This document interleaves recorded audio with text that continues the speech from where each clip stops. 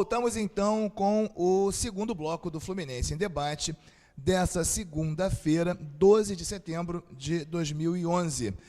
Ontem, eu estive no Engenhão, no intervalo do jogo, tinha um cidadão de camiseta azul, sentado no meio da torcida organizada, comendo amendoim, sentado e vendo o jogo.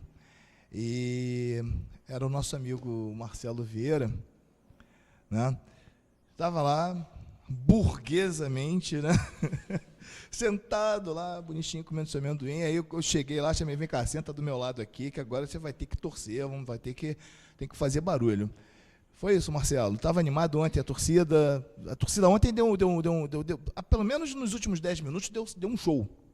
Essa é a parte que é verdade no seu argumento, que a torcida deu um show durante o jogo inteiro, a torcida compareceu, mas em relação à minha pessoa, naquilo que me toca, você sabe muito bem que a verdade é que no intervalo... Não, a única coisa que eu sei é que eu tenho testemunhas. Quando a gente se encontrou, eu já estava sem voz, já de tanto estar gritando. Enfim, quem me conhece sabe como é que eu tô. Estava sem voz de tanto tomar Coca-Cola gelada. Isso também, mas era Pepsi. Bom, de toda forma, sim, a torcida compareceu. Uma pena que parte do Engenhão tiver... Bom que a gente fez propaganda das duas sem ganhar de nenhum dos dois lados.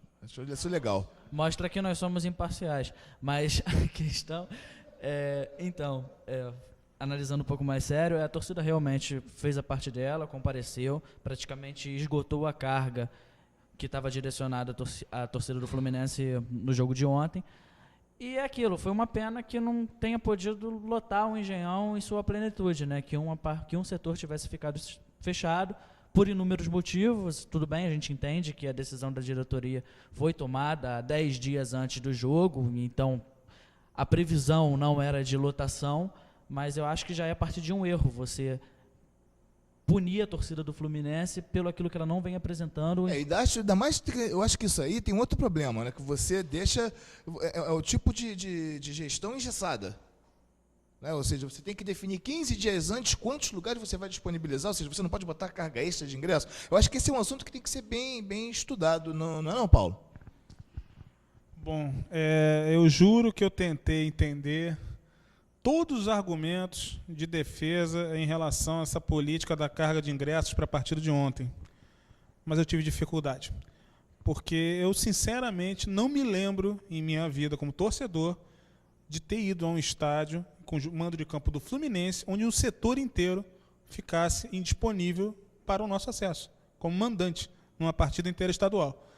Bom, existem as razões econômicas, que, enfim, me causam certa espécie, porque todos sabemos que a bilheteria é um item muito baixo dentro dos ativos do clube, em relação ao total da receita, de modo... aliás, ontem, por sinal, a renda do Fluminense foi penhorada. Ou seja, se tivesse sido feito qualquer outro tipo de promoção, e se tivesse sido tirado esse engessamento ao qual você se refere, não teria tido problema algum. A gente teria tido mais de 10 mil torcedores lá, que eu acho que seria muito importante. A nossa torcida fez um papel belíssimo, agora ela poderia ter sido muito maior se não tivesse havido, a meu ver, essa miopia em relação à questão dos ingressos. Eu acho que a presença da torcida podia ter sido bem maior, se houvesse uma outra... Desculpa. Não, nada não. Pode continuar. Os cavaleiros estão trocando informações aqui. Entendeu? Se não houvesse essa questão também do engessamento com relação ao preço. Porque se engessa a política de preço por causa do Guerreiro Tricolor, que acho que vendeu 1000 pacotes. Ou seja, aí você não pode fazer a promoção no setor leste porque tem 1000 pacotes vendidos. Ou seja, não pode fazer promoção para 16 mil pessoas por causa de 1000. Sendo que, se você perguntar a qualquer associado do Guerreiro Tricolor se ele se incomoda, ele vai dizer não, muito pelo contrário. Eu quero mais gente lá. Porque quem vai a estádio, quem frequenta arquibancada, pelo menos eu sou assim, eu frequento arquibancada há bastante tempo. Inclusive, longos anos. Na década de 70 eu ia muito na barriga da minha mãe.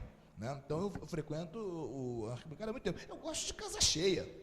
gosto de casa cheia, eu gosto de ouvir aquele som da torcida no final do jogo, que era um som ensurdecedor, que eu não ouvia há muito tempo. Você ia falar, Paulo?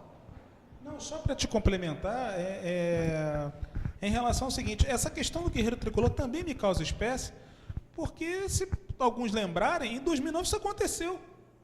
Havia pacotes, né, vendidos no antigo sistema de pacotagem dos ingressos do Fluminense. Foi feita a promoção, eu, por sinal, participava desse programa e me senti muito feliz que os ingressos tivessem sido baixados, porque sem eles a gente não ia conseguir colocar, por exemplo, 50 mil pessoas contra o Palmeiras, contra o Vitória, em partidas que foram decisivas para aquele escape maravilhoso em relação ao rebaixamento de 2009. Você sabe o que eu tenho medo, Marcelo? Essa questão de ontem, nós termos a torcida do Fluminense ter colocado 22 mil pessoas. Talvez isso acabe chegando, né, lá no coração da diretoria, né, como um aval da torcida para essa política de preços. Isso eu tenho muito medo, porque foram 22 mil pessoas num jogo para, normalmente, vamos dizer, se tivesse Maracanã, para 60 mil. No Engenhão, como são 42 mil lugares, seria, né, para 42 mil pessoas. E tinham 22 mil pessoas. Né? E acho que ainda tinha corintiano nessas 22, não sei.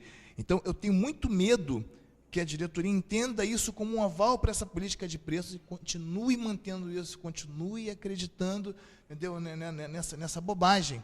Que eu não chamo nem de elitização, eu chamo de má precificação, porque R$50 não é um preço de elite, é um preço mal feito. Acho que o teu medo é justificado, sem dúvidas. Ele ontem foi atenuado, porque eu vou te confessar que eu tinha uma certa preocupação na torcida do Fluminense não comparecer nem com as 22 mil pessoas, o Fluminense não ser tão apoiado como foi e não criar aquela sintonia entre time e torcida que a gente desejava tanto que fosse criada. Finalmente isso ocorreu. Então, o medo ele foi minimizado pelo que a prática demonstrou.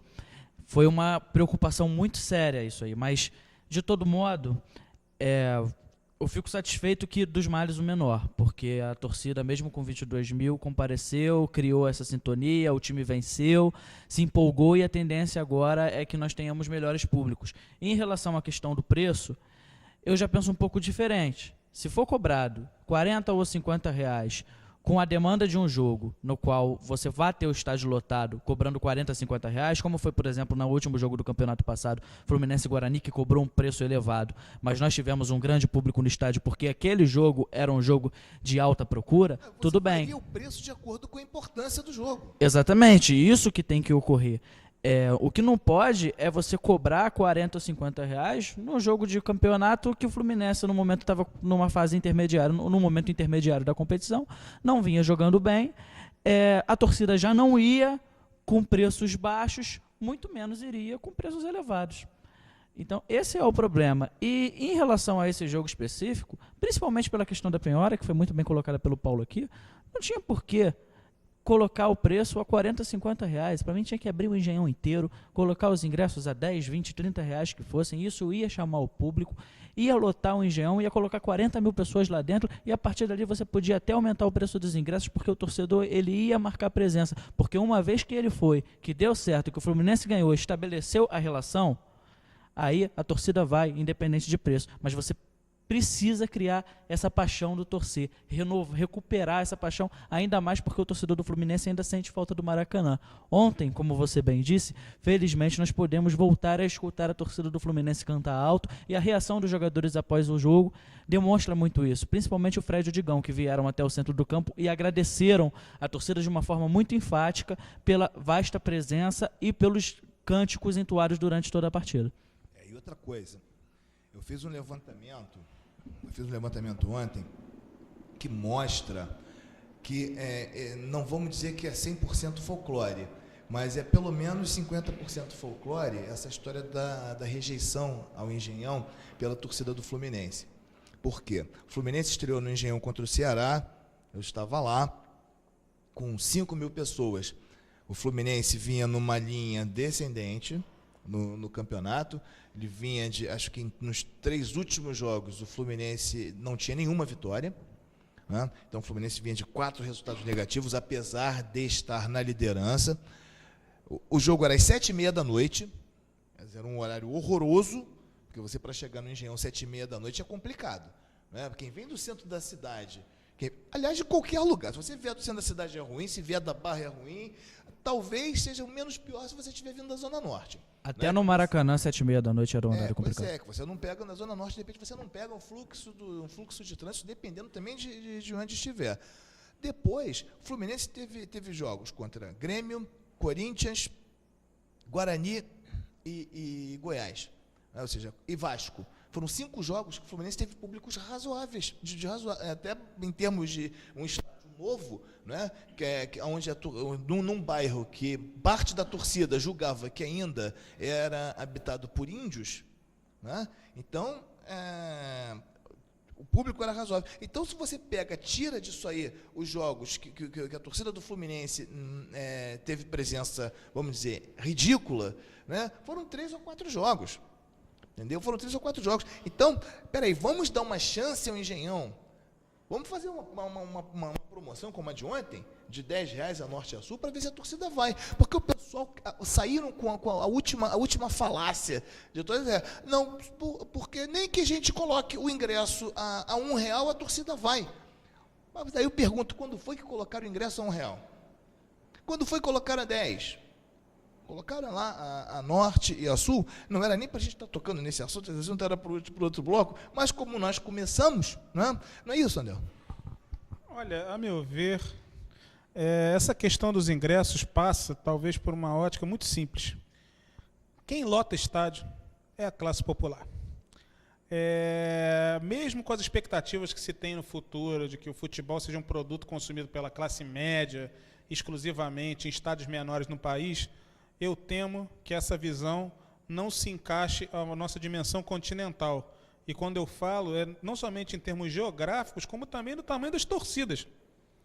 Então, enfim, não bastasse ontem, em outras circunstâncias, a importância de você ter a torcida a seu lado, em termos promocionais, ou mesmo de maneira fixa, eu compartilho dessa tese da falácia, sim. Eu acho que o que leva público ao jogo, acima de tudo, é o ingresso barato.